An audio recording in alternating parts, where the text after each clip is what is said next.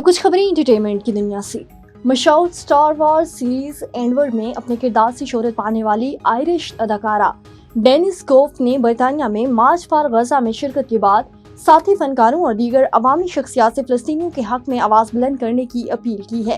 Instagram پر پیغام میں ڈینیس کوف نے بتایا کہ انہیں فلسطین اظہار یکجہتی مہم کی جانب سے خطاب کی دعوت ملی، جہاں انہوں نے فلسطینی شاعر اور کارکن نور عبداللطیف کی نظم "If I Must Strive" بھی پیش کیا۔ ڈیفنس کوف نے لکھا ہے کہ میری وہاں موجودگی کا مقصد صرف یہ تھا کہ بعض شخصیات کو ترغیب دی جائے کہ وہ بولیں۔ میں سمجھتی ہوں کہ ڈر موجود ہے، لیکن یہ ہماری تاریخ کا سب سے تاریخی لمحہ ہے۔ سینئر اداکارہ منزا عارف نے نئے شادی شدہ جوڑوں کو جلد بچے پیدا کرنے کا مشورہ دیتے ہوئے کہا ہے کہ عمر ڈھلنے کے بعد بچے پیدا کرنے میں مشکلات آتی ہیں، جن سے نوجوان باخبر ہیں۔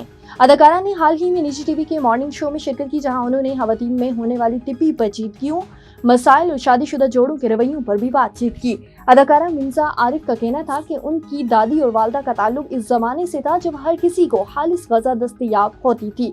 وہ خالص غذا کھاتے تھے، لیکن نئی نسل کا تعلق ایسے دور سے ہے جب غذا خالص ہی نہیں ہوتی۔